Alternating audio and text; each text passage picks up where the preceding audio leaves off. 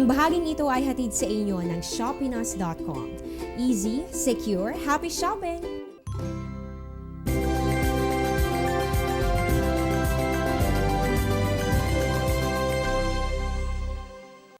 Kada taon, higit kumulang sa 20 bagyo ang pumapasok sa Philippine Area of Responsibility.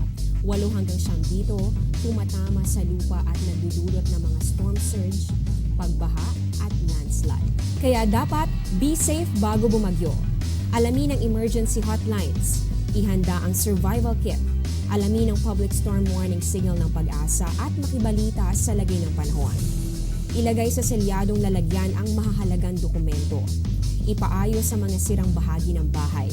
Siguraduhin may load at fully charged ang mga cellphone. Alamin kung saan ang evacuation area at lumikas kapag inabisuhan.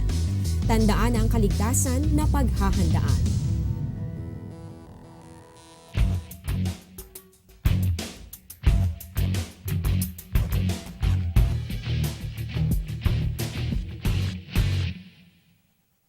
Magandang umaga, kayo po ay nakatutok pa rin sa Panahon TV. Alam mo ba ngayong buwan ng Hulyo ay itinakda bilang School Safety Month?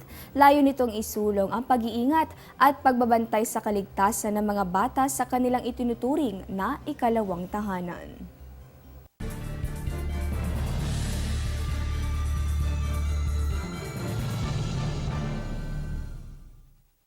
Sa ibang balita naman, opisyal na ngang ideklara ng Pag-asa itong pagtatapos ng El Nino 2015-2016 phenomenon sa bansa.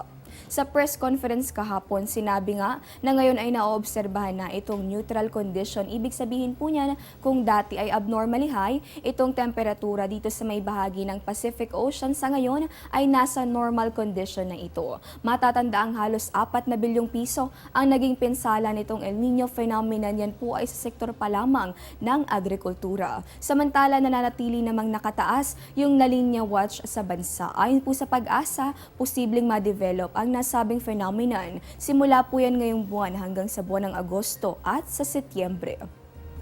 At dahil nga balik paaralan ang marami sa ating mga estudyante sa ngayon, check muna natin itong magiging lagay ng panahon sa iba't ibang bahagi ng bansa. Dito sa atin sa Luzon, inaasahan natin na uulanin itong malaking bahagi ng nasabing Pilipinas. Inaasahan natin itong maulang panahon sa Olongapo, gayon din sa may Tagaytay, Legazpi, hanggang dito po sa atin sa Metro Manila, gayon din sa may Baguio, at sa Tuguegarao hanggang dito sa may bahagi nitong Puerto Princesa. Ang ating pong temperatura yan po ay nasa pagitan ng 25 hanggang sa 33 degrees Celsius sa Tuguegarao, sa Baguio City 16 hanggang sa 23, at dito sa Metro Manila 25 hanggang sa 32 degrees Celsius. Check naman natin sa may Visayas, inaasahan natin itong maulang panahon. Dito yan sa may Iloilo at pati na rin sa Bacolod. Sa bahagi naman ng Tacloban at sa Metro Cebu may tsansa ng mga pulupulong pag-ulan o pagkidlat at pagkulog within the day. Ang ating pong temperatura between 25 yan hanggang sa 31 degrees Celsius sa mga nasabing bahaging yan ng Visayas. At panghuli na lamang sa may bahagi nitong Mindanao, inaasahan natin itong generally fair weather condition. Dito po yan sa Metro Davao at sa may bahagi nitong Zamboanga. Dito naman sa bahagi nitong Cagayan de Oro, mataas yung chance ng mga pag-ulan at ang ating pong temperatura between 24 hanggang sa 33 degrees Celsius sa mga susunod na oras. At sa punto pong ito, silipin naman natin itong taya ng panahon sa mga susunod na araw. Sa City of Pines, inaasahan natin itong maulang panahon. Magpapatuloy po yan hanggang sa araw ng Linggo. Ang ating temperatura, yan po ay between 16 hanggang sa 22 degrees Celsius. Dito naman sa atin sa Metro Manila, sa mga may lakad sa weekend, huwag kalilimutang magdala ng payong dahil inaasahan natin itong rainy weather condition. Pagpasok naman itong araw ng Linggo sa mga magsisimba, inaasahan natin na hindi kayo bibiguin ng generally fair weather condition.